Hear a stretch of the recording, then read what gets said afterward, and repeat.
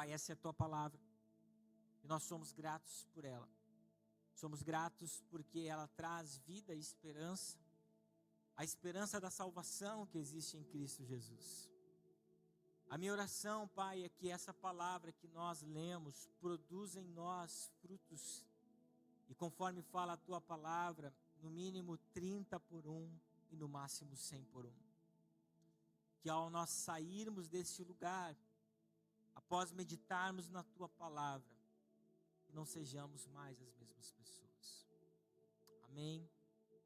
Igreja, o Salmo 131, como eu já falei para vocês, ele é um salmo usado pelos peregrinos que subiam durante as festas bíblicas para adorar ao Senhor. Jerusalém está situada em um lugar alto e muitos usam o termo cânticos de degraus porque fala sobre uma ascendência até chegar em Jerusalém. E todo judeu, conforme a lei de Moisés, precisava subir nas festas bíblicas. E existem 3 festas onde o judeu precisava subir para adorar ao Senhor no Antigo Testamento, que é a Páscoa, Pentecostes e a festa de tabernáculos. E toda vez que eles subiam para Jerusalém, eles usavam esses cânticos de romagem durante a sua peregrinação. E o Salmo do 120 até o 145, 144, são salmos que têm contido dentro dele, dentro do livro de Salmo, esses cânticos que eles usavam para cantar quando estavam subindo até Jerusalém para adorar ao Senhor. E o salmo de romagem, esses cânticos, eles eram entoados com alguns objetivos. Por que esses peregrinos, quando subiam, eles cantavam? Por que eles precisavam declarar palavras de adoração ao Senhor? E cantar salmos de romagem permitia que os peregrinos expressassem a sua confiança em Deus. E que eles buscassem, eles buscavam uma proteção. E com isso eles refletiam em todas as suas necessidades espirituais e materiais. Por isso que é importante, igreja, nós cantarmos ao Senhor. Não apenas na igreja, esses cânticos. Quem sabe você está aqui, fala assim, pastor, eu fiquei arrepiado. Você não ficou em uma sensação física ou material. Isso é a presença de Deus na sua vida. E os cânticos, eles servem para nos elevar até Deus, para nos aproximar, para declarar a fé que nós temos em nosso coração e a esperança que nós temos nele. E esse salmo, o seu autor é o rei Davi. E esse salmo fala sobre a confiança de uma alma que tem a sua esperança no Senhor. Mas é muito interessante que quando o salmista Davi vai falar, ou ele escreve esse cântico, ele vai falar sobre alguns inimigos da alma que confia no Senhor. Veja que sempre existirá sabotadores para impedir que a gente creia no Senhor. Sempre haverá sabotadores para tentar roubar a nossa fé. E muitas vezes esses sabotadores são sentimentos que estão dentro de nós. E porque de fato nós não entregamos completamente a nossa vida ao Senhor. E esses sentimentos têm a tendência de roubar a fé que nós temos para com o nosso Deus. E outro aspecto, antes de nós olharmos para esse salmo, eu quero convidar você a ver esse salmo comigo numa perspectiva, através de um óculos ou através de um olhar. Assim como esse salmo era cantado por peregrinos que estavam indo em rumo a uma cidade, essa cidade se chama Jerusalém. Nós, como crentes em Cristo, que cremos que Ele voltará buscar a sua igreja, precisamos ler Ele agora numa perspectiva de Cristo, aquele que morreu por nós e nos deu vida eterna, para que quando nós sairmos dessa terra, morarmos num lugar, também olharmos nessa perspectiva de peregrinos. Aqueles que estão vivendo nessa terra de tribulação, aqueles que estão vivendo nessa terra cheia de angústias e que estão rumando a um alvo, a um objetivo. E esse alvo e esse objetivo é conhecer Jesus na sua plenitude quando nós chegarmos nos céus. Mas em meio a todas essas aflições da vida, o que nós precisamos ter é esperança. E quem nos traz essa esperança, pastor? O Consolador, Jesus. Em João capítulo 14, quando vai falar para os seus discípulos, agora no momento particular sobre a sua partida, Jesus fala sobre a sua morte. Jesus fala que vai para um lugar e para gerar a esperança, não apenas na vida daqueles discípulos que estavam com Jesus no cenáculo. Ele promete deixar um Consolador. E esse Consolador que foi deixado por Jesus quando ele ascende aos céus, é o mesmo que nos consola em dias de aflição. E quando nós olhamos para textos como esse de Davi, nós vamos ver que existe esperança naquele que crê, mas não uma esperança embasada nas coisas dessa terra, mas uma esperança no Cristo, que mesmo diante de dificuldade nós podemos crer no amanhã. E o Salmo 131 nos fala exatamente sobre isso, mas de uma forma sábia e inspirada por Deus. Davi, nesse salmo, ele fala muito mais sobre um testemunho pessoal da vida dele. E esse testemunho pessoal vai nos ensinar como nós devemos vencer aqueles que tentam sabotar a nossa esperança.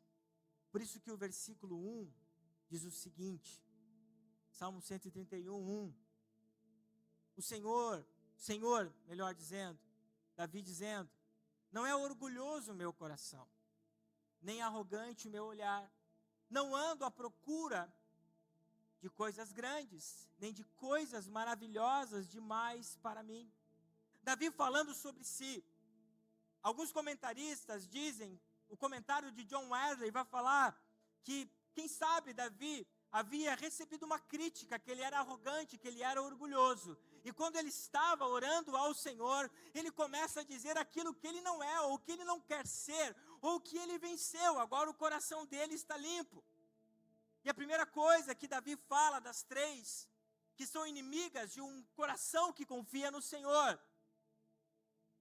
O primeiro sentimento que ele vai dizer é, o meu coração não é orgulhoso.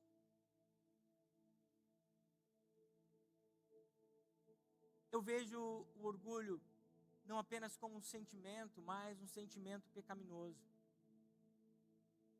Porque o orgulho afasta o homem de tudo que é bom e principalmente de Deus.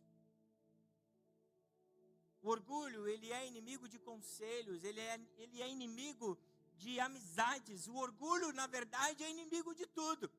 Porque uma pessoa orgulhosa, ela não tem pessoas perto de si, pelo contrário, ela repele as pessoas. E quando nós conhecemos a Cristo, o que nós precisamos permitir que o Senhor faça em nós, é que o nosso orgulho seja quebrado. Anos depois, o filho de Davi, Salomão, o rei Salomão, o homem mais sábio da Bíblia, em um dos seus provérbios, no capítulo 16, do versículo 18 até o 20, vai dizer, o orgulho leva a pessoa à destruição, e a vaidade faz cair em desgraça. É melhor ter um espírito humilde e estar junto com os pobres, do que participar das riquezas dos orgulhosos. Quem presta atenção no que lhe ensinam terá sucesso. Quem confia no Senhor será feliz.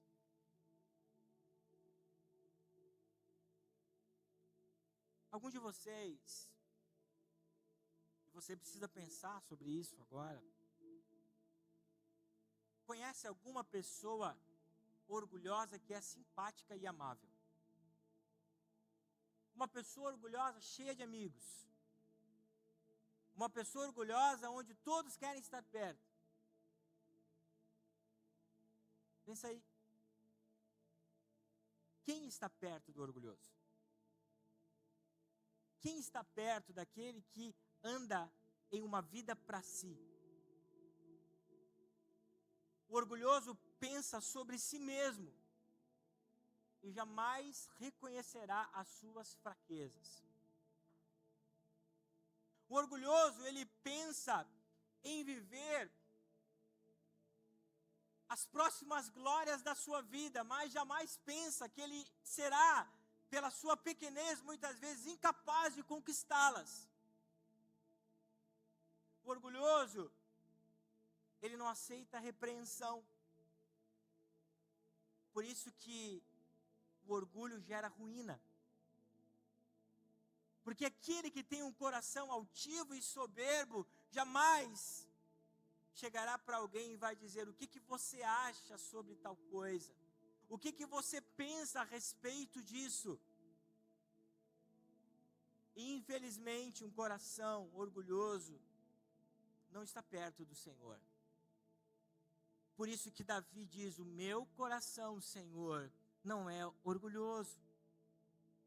E o seu filho Salomão, pouco tempo depois, em Provérbios, também vai escrever, no capítulo 4, no versículo 23, de tudo o que se deve guardar, guarde bem o seu coração. É como se Salomão estivesse falando sobre todas as coisas da vida, todas as coisas mais preciosas que você tem, todos os tesouros que você pensa que é material.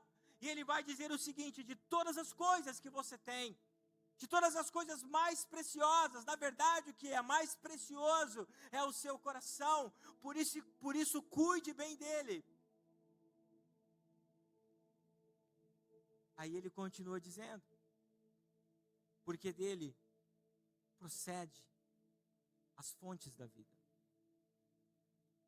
E aonde que o orgulho, igreja, se aloja no nosso coração.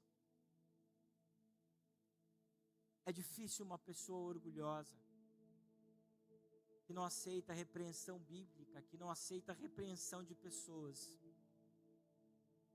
vai estar perto do Senhor. Quantos estão me entendendo? Davi, nesse mesmo versículo, continua falando sobre um outro sentimento.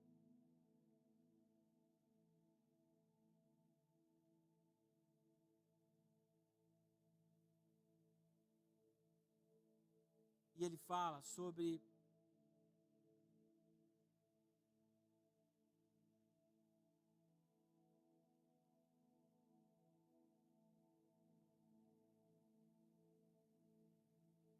deixa eu me achar aqui.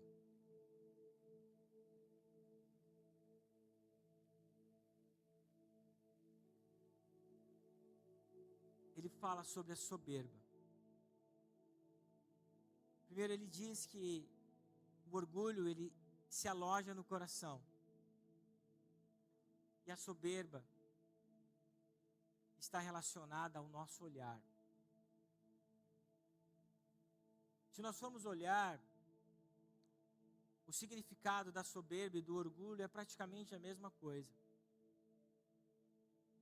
Mas Salomão, em Provérbios, capítulo 29, versículo 23, vai dizer o seguinte: a soberba do homem o abaterá, mas o humilde de espírito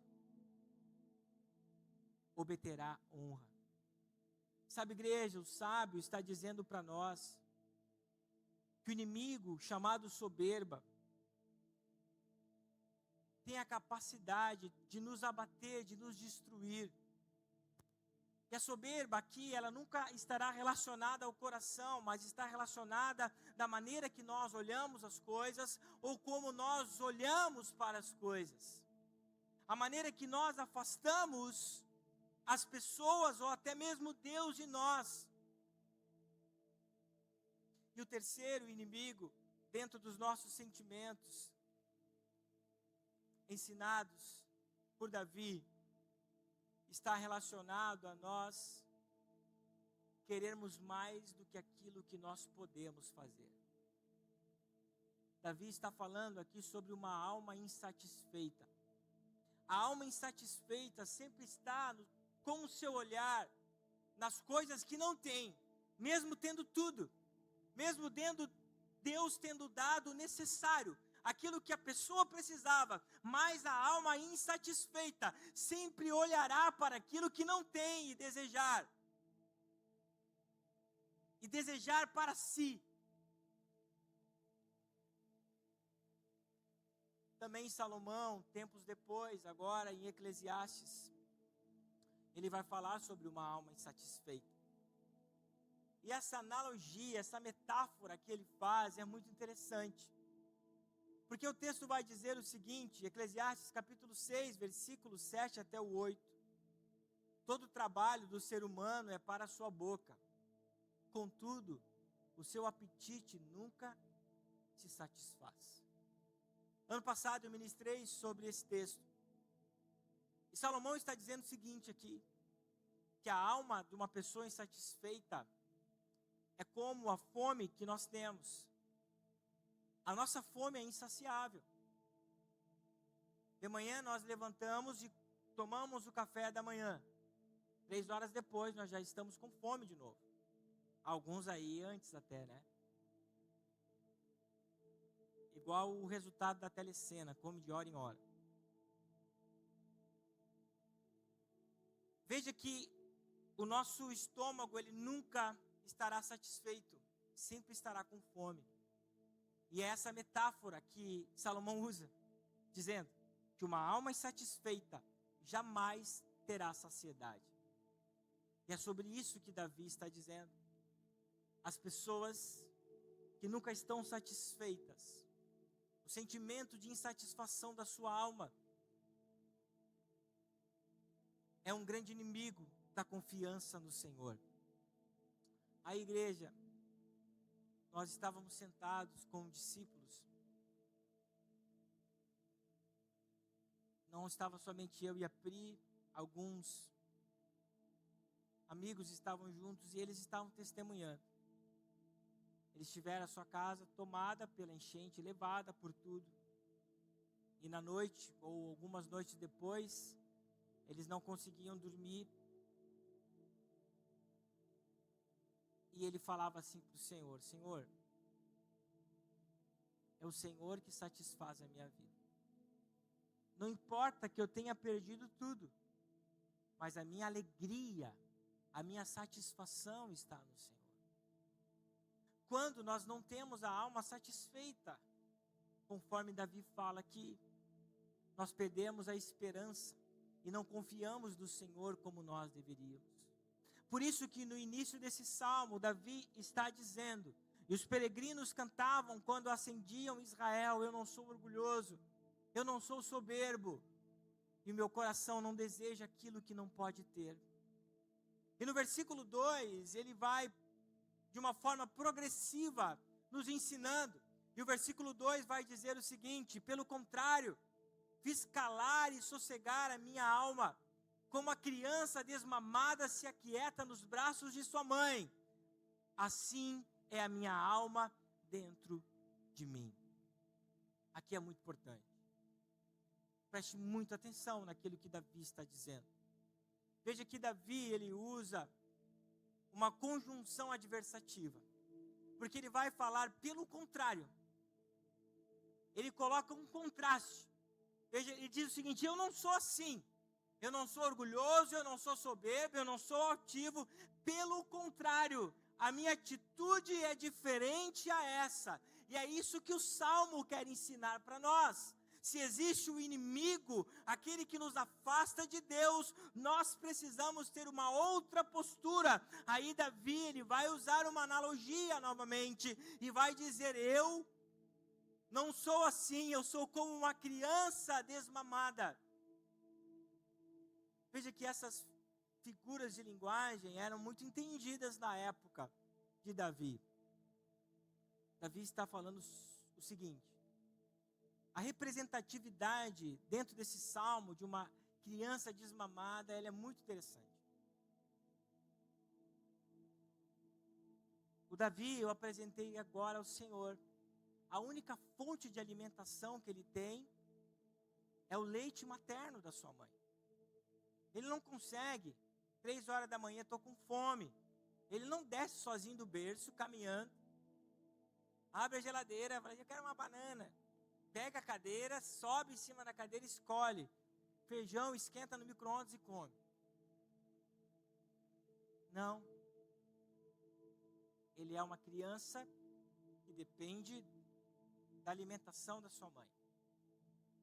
O Davi, quando vê a Thaís, só vê leite. O bebezinho, quando vê a mamãe, só quer mamar. Você já não viu que tem bebezinhos que, quando estão dormindo, não estão mamando, eles estão sugando?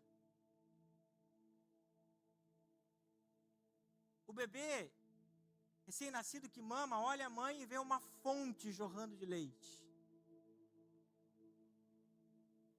Pensa nessa perspectiva.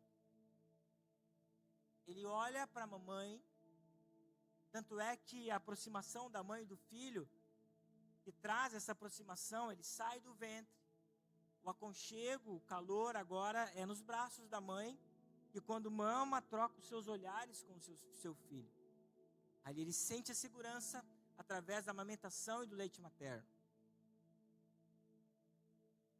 Então, de uma forma, entende que eu vou falar?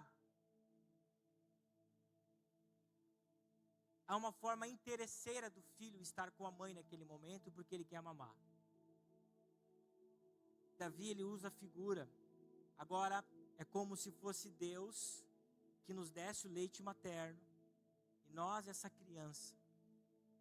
Agora, o Davi não precisa mais do leite materno, mas mesmo assim, ele tem a sua confiança no Senhor. Preste atenção.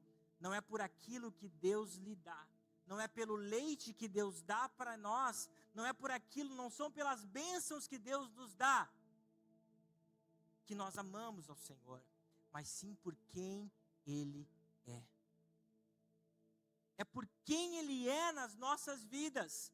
Por isso que Davi diz, pelo contrário, eu não sou soberbo, eu não sou arrogante, eu não tenho olhar altivo, eu não quero buscar ao Senhor apenas por aquilo que Ele pode me dar. Se essas pessoas que estão na igreja e foram arrasadas pela catástrofe da enchente, não entendessem isso, teriam largado o Senhor, porque perguntariam aonde Deus está, porque isso está acontecendo na minha vida, mas pelo contrário, nós não temos um coração altivo, nós não temos um coração orgulhoso e um coração soberbo, nós somos como uma criança desmamada, que mesmo não recebendo leite, nós amamos o Senhor de todo o coração. É esse contraste que Davi está fazendo no segundo versículo do texto que nós lemos. Não é por aquilo que Deus nos dá. Mas o que é interessante aqui, que esses inimigos da nossa confiança são inimigos da nossa alma. Porque Davi vai dizer, pelo contrário, fiz calar e sossegar a minha alma. O orgulhoso não tem paz no seu coração. A sua alma sempre está gritando.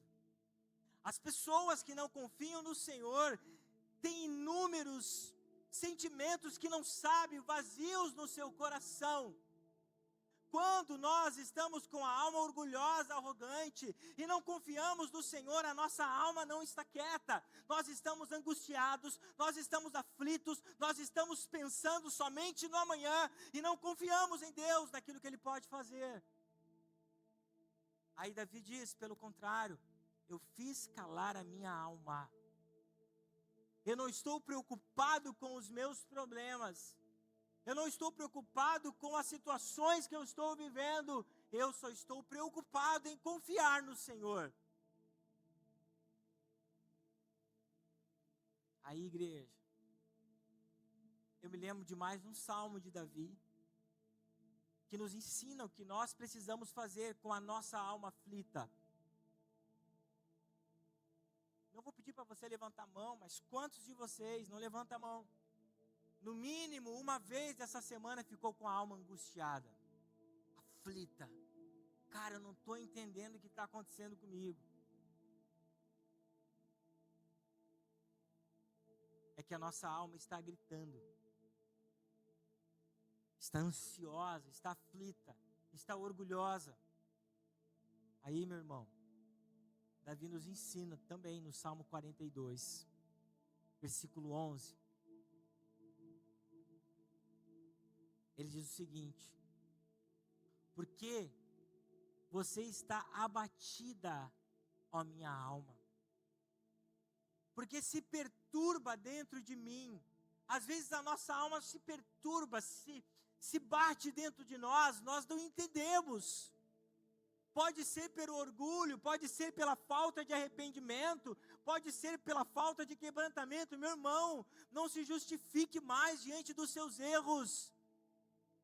Porque a minha alma se bate dentro de mim? Porque às vezes existe orgulho, existe soberba, existe altivez.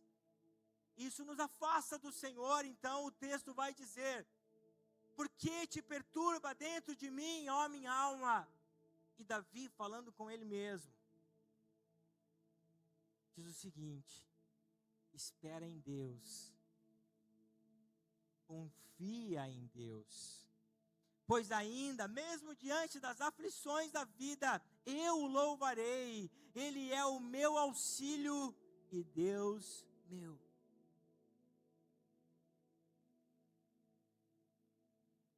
Pastor, por que nós precisamos usar a figura de uma criança desmamada e trazer para o nosso contexto? Porque essa criança desmamada usada por Davi ensina-nos que nós servimos a Deus não por aquilo que Ele pode nos dar, que nós não estamos buscando o Senhor por interesse,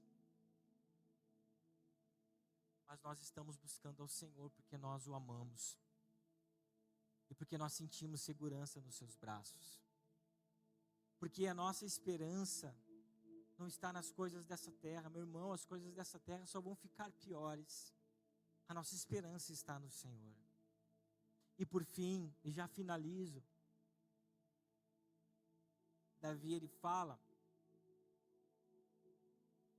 sobre a tônica da sua mensagem.